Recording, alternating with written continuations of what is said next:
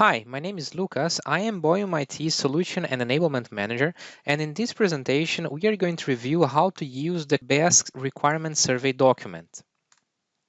The agenda for this presentation is to first show you how to download the Beas Requirements Survey document from our website. Then I'm going to explain you how to use and how to understand the requirement survey documents and how you can use this requirement survey to get the information you need from the customer when you are doing an implementation. Then I'm going to explain to you how you can fill the document and how you can track your progress in filling this requirement survey document.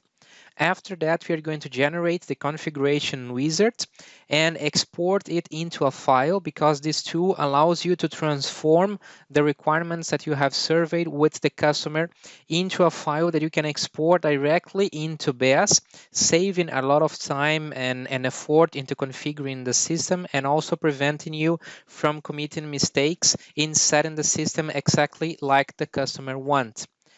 After that, I'm going to show you how you do the importing of this file, and I'm going to show you the documentation that we have for the requirement survey. To download the requirement survey, you can come here into our website. You can access www.boyum-solutions.com/marketing/English. And in here, under Sales, you can find two buttons, New Implementation Tool and How to Use the Implementation Tool.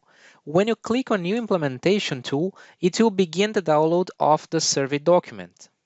And then you can save it for using in your implementations. And if you click here on How to Use the Requirement Survey, then you will going to see this document explaining how you can use the requirement survey. Now I'm going to show you the requirement survey and how it works.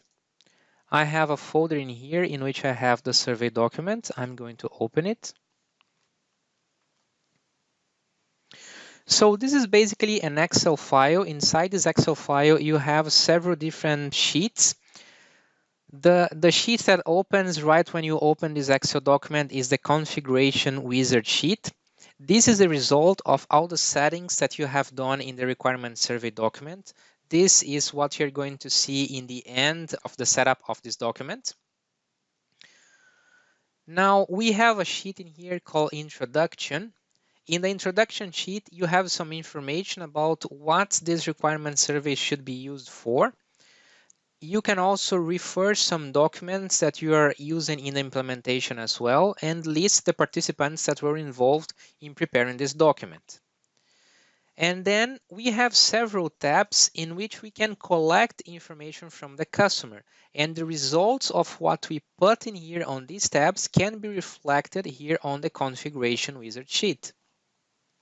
So if we come here into general information, you can see that we have some information to identify the customer, like the company name, branch, industry, main products, and so on. We also have here a section to say if there is any requirement specification already created. You can select the type of database that the customer will use. This is just for information. Then in here you can fill in the licenses that the customer will have and also add the quantities for each one of the licenses. And in here you can set up which data the customer wants to import.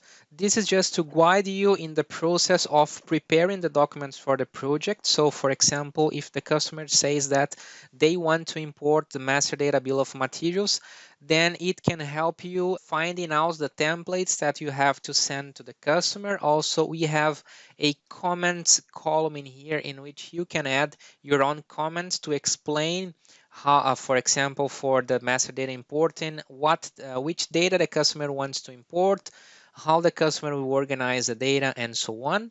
In this column in here, you just mark an X in the option you want to choose. You can, of course, mark an X in more than one option. Then we begin identifying how the customer will effectively use the system. For example, what types of production the customer will use. How does the company structure its bill of materials? If it's single level, multi-level, stock, or the related, it can of course be more than one. And in here, we start having some questions that may affect some other sections that we have in this document as well. One of them is, does the company works with quality control? In here, we are going to set if the company works with quality control or not. If not, you just set no in here. And if yes, you can specify for which the company will use quality control. If you set it as no, and you come in here in the sheet regarding quality control, that is the sheet number 8, then you can see that all these sections in here are grayed out, and the status is set as skip. It means that you do not need to fill in the options for this part of the document since you are not going to use quality control in this project. And if you come here at the beginning of the sheets in this Excel file, you have one called checklist. The checklist sheet is a sheet that helps you tracking your progress in when you are filling this document. So basically all the sections in which you have to fill in information are in white, and you have a status here coming from 0 until 100%. For all the status that you don't have to input any data because based on your previous settings, you do not need to use that in the project, you have them grayed out. So for example, quality control is grayed out for me.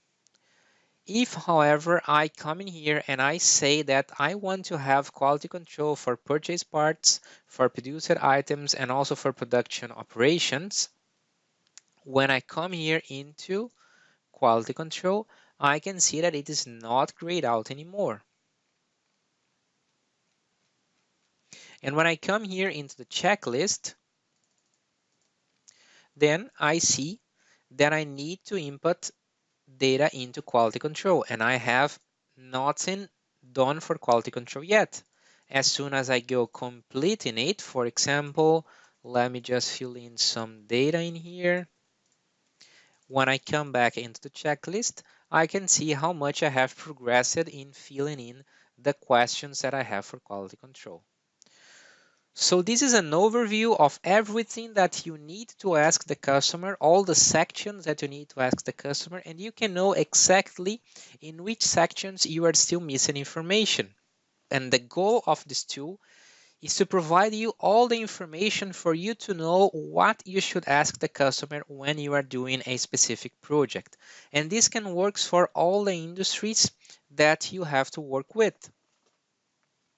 You have here questions on basic settings of the system, for example, date format, and how you are going to print the reports and the layouts of the documents, how many lines you want to see in the reports. If you are planning any integrations to specific softwares, you can also detail them here. Then we come here into the next sheet that is master data. We can specify how the company wants to organize and structure its master data, which units of measurement the company will use, if it has different unit of measurements for specific transactions, if it's going to work with phantom assemblies, if they're going to manage the items by batch or serial numbers. So you can see that there are lots of questions in here that may affect the way that you do the project. It doesn't necessarily means that all those questions in here needs to be reflected into the configuration wizard. Only a few of those questions will be reflected here in the configuration wizard, and you are going to be able to import them into Beas to set the system as the customer wants, but not all of them, because there are lots of questions in here that are just to help you structuring the master data for the project. So basically, looking at the questions, you know what you have to ask. Then based on the response that the customer gives you, you know how you're going to configure the system and how to structure the data for that project. And then, of course, you have to plan how you're going to structure the data based on the information that you have here on the survey document. The survey document is not intended to serve as a business blueprint tool in itself. It's a document to start the conversation with the customer, to get all the information you need from the customer, to define how the project will be executed, but you still have to work on a specific document for the business blueprint to, for example, structure the workflows for each one of the processes that you are going to implement in that specific project. So you can use this document as a base to start building the business blueprint for the customer. Then we have here some more settings, for example, which materials groups the customer will use. If you're going to activate the parameter to allow the item copy or not, this is related to configurations in the configuration wizard. If you want to use product configurator or not, this is important because if you set it as yes, then the system will activate the product configurator sheet for you to fill data in. If you do not, then product configurator will be disabled. Then we have here settings for bill of materials, settings for routings, settings for resources list, and we have some settings grayed out in here that are, for example, interruptions list. Interruptions only shows in white if you say that you want to use interruptions. Then we also have tools. We need to set up here, for example, in the routings that we want to use tools in our operations. If we do set it as yes, then tools become available for you to set, and also the tools list to specify which tools will the customer want to use in its system. And then based on what you set up, you're going to have different parts of the document available or unavailable. And this helps you focusing only on the information that you really need to ask the customer. Some parts of this document will always be available. For example, master data, bill of materials, routing resources, these will always be available because you always need this data to be able to implement Beas. So if we come here in production now, we have, for example, which types of work orders the customer will want to use, how the work orders will be created, if the customer will use MRP or not, if it's going to use pre-calculation or not, how they are going to manage the sub-assemblies, how do you want to display the times, how do you want to register the times. This is important because in here we have some options related to terminals, and we have an option of registering the transactions manually. If we don't set that we want to use a terminal, then the factory data capture part here will be grayed out. If you set it here that you want to use the terminal functions, then the factory data capture will be available, and then you can set in here some settings important to the way that the employees on the shop floor will record the data for the production transactions. For example, if you want the duration field to be blocked, I'm going to set this as yes. If I want the previous operation to be completed before starting the next one, I'm going to set this as no. Then if I have a quality control order assigned to an operation, if I want to be able to proceed even when the quality control is not released, or if I want the quality control to be released first, I'll set that I want the quality control to be released first, and that I know the quality control order to be open right when I finish registering the times. So you can go set it in here all the way that the customer wants the system to behave. As I said before, some of those settings are not related to the configuration wizard directly. For example, how many work orders. This is just for information for the dimensioning of the project, but not, of course, will affect the configurations. Then we have here planning and scheduling. This is only available if you say here in the production part that you want to use production planning. If not, for example, here I have will the company use production planning? If I set it as yes, then I have planning and scheduling available. If inside planning and scheduling I say that I want to use APS, then I'm going to have APS available. Then I have attendance related to the attendance module. I have quality control. Inside quality control, I also have security rules. This is the way you have to set the quality control inspection plans according to the security rules that the customer wants to have when inspecting the products. For example, if the customer wants to use an electronic signature with a password or not, how you want the quality control order to be closed, how you want the samples to be released. So you can set up it all in here, and this will guide you when you are setting up the quality control inspection plans in the system. Then we have some options for material management. We have some settings for our maintenance module. Then we have some very important settings here related to the way that you want to calculate the costs. This is really interesting because there are several settings in Beas that are related to the way that the products will be costed, and based on what you fill in here, you're going to have exactly the way that you need to set up the system here in the configuration wizard. We have the costing settings here in valuation, and this after you fill in the costing and calculation, then you are going to have in here exactly how you need to set up Beas, and you can also import this in Beas to set it automatically. Then we also have in here how you want to cost the materials, how you want to cost the assemblies,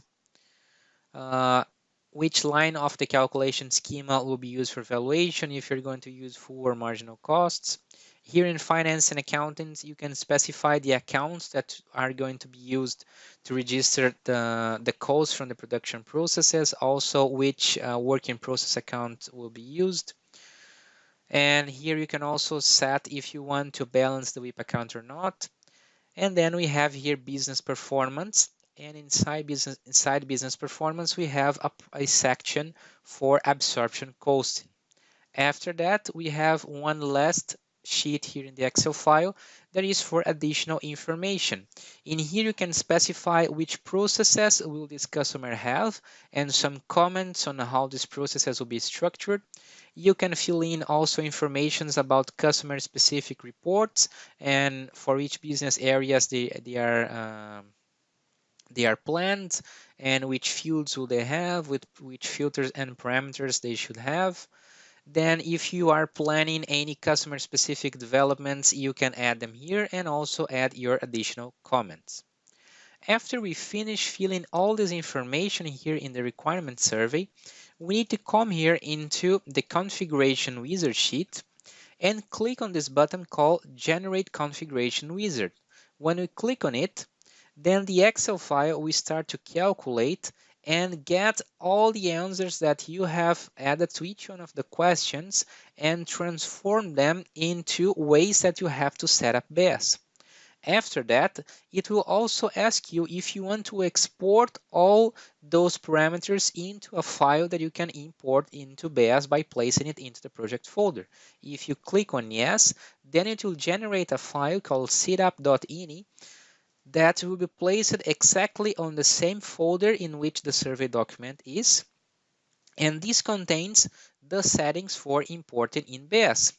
So if you open up this file, we are going to see that it was created from the requirement survey document in the date of today. And in here, you have all the settings that you have made. If you haven't finished filling all the information, and even so you want to import only what you have now, there is no, this is not a problem. You can just export it partially. It will only export data for the options that have answers in here in the configurations. Then when you finish, you can just import it again. And we need just to copy this file in here and place it inside our project folder. When we come here inside Business One, we connect Beas. You can come here into Administration, Add-ons, click on Add-on Manager to set your project folder. If you don't have a project folder yet, you can just open this line that you have in here, come into Customer Specification, add a name to your project folder, just update, and it will create the folder for you. Here on the configuration wizard under system, you can specify the path that you want for the project folders. For example, if you want to have the project folders in the B1 share folder. If you don't set anything in here, then the project folder will be local to each one of the computers using Beas. Then after you have set up your project folder, you can click here in open, and this will open the project folder for you. And inside this folder, you can place the setup.ini file. After you have it here, you can just come here inside Business One, come into the Configuration Wizard, right-click and select Import, and it will automatically import the setup.ini file into the Configuration Wizard. I want you to pay attention to this line in here, Browse Max line. This is something that we have changed in our Excel file. If we come in here, we can see that. Let me come here in the bottom, here in under System, Browse Max lines is set as 50,000, and inside Beas it is set as 100. When I import the file, it automatically changes to 50,000 and the flag becomes yellow. Everything that we import from the Beas Requirement Survey document receives a yellow flag, and you can easily view which settings that were imported, and you can just review if this is exactly what you want or not. Some other thing that we have done is here inside production, we have said that we want the quality control to be performed before we proceed with the production operations. And if we open here FDC, log on, log off rules, we can see that previous quality control must be okay is set as yes. Here on previous operation sequence must be completed, we can see that the value is set as empty because on our requirement survey document, we have set under production that we don't want the previous operations to be completed before we are able to start the next operation. Since I set it as no, then it is set as no in here and the flag is yellow. After importing the file, I can just click on update, and then the configuration wizard is automatically done. Now I want to show you the documentation that we have for the requirement survey. You can also download this from our website as I have shown you before. I have the document in here, and when I open it, I have a lot of information about how can I use the requirement survey. And beginning here in introduction, we have some information saying to you how you can use this document and what is the goal of the requirement survey. So after introduction, we have an information about the checklist, saying how the checklist gets updated and why the sections might be grayed out. And then we have here the configuration wizard saying how you can export all the configurations into a specific file after finishing the configurations, how you can import this into Beas by adding it into the project folder. And we come here into the specific sheets in our Excel file, starting at general information and then going to master data, inside it bill of materials, routings, resources, and so on. After each one of the sections, we have an important comment in here that says if this section will always be available or if this section might be set as skip based on previous parameters. As I have said before, master data, bill of materials, routings, and resources will always be required, as well as the resources list. But for example, interruptions list is related to a question that you need to answer previously. And this question in this case is how are downtimes per resource planned registered? If you answer interruptions, then this section will be available. If not, it will be set as skip. For tools, for example, if you answer the question, are tools required for specific routing operations as yes, then the tools section will be available. If not, it will be set as skip. So you can see for each one of the sections what questions might make it available or unavailable. And if you want to add data to a specific section, but the section is unavailable for you, you need just to come here into this documentation and see what question is making it to be unavailable. And then go there and answer it in a way that makes the section you want available. Okay, so in summary, this is all that I was planning to show you in this session about the Beas Requirement Survey. This is a very useful tool that will save you a lot of time when you are implementing Beas in customers.